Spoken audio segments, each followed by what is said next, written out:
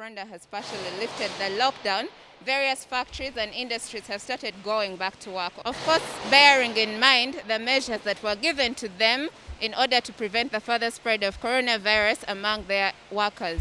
Such measures include working in shifts as well as reducing the number of people that are working per day. It is evident in the various factories we visited that workers are following the set guidelines put in place since the partial lift of the lockdown that started on Monday.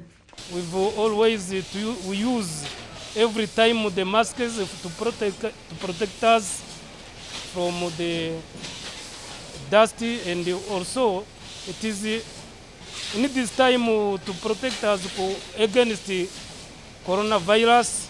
We use it every time, and we take the distance between us and the workers. We try to tell them to be careful about this situation.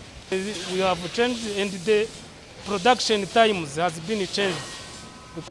Whereas some factories continued operations during the lockdown, those that had stopped operations are hopeful and say that as much as they lost during the lockdown, the lifting on some of the restrictions is a right step towards life going back to normal. It was a relief to us. You know, during the lockdown, it was everything was completely closed.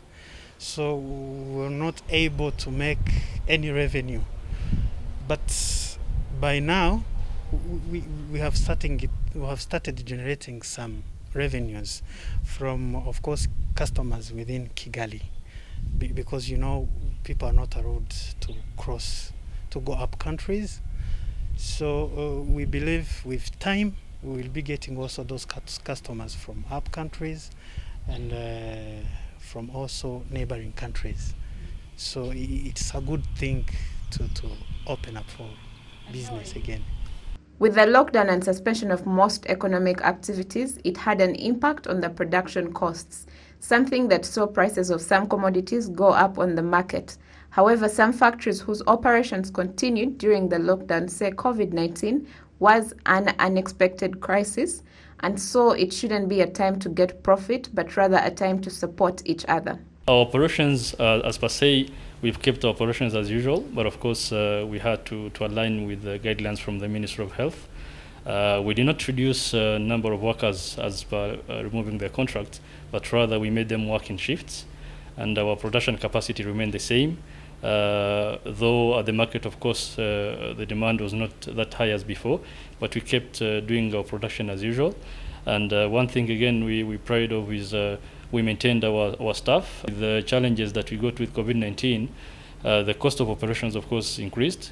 But we also, as we made sure that we don't incur the same cost on the last consumer. So we incurred it as a company, but not to the last consumer.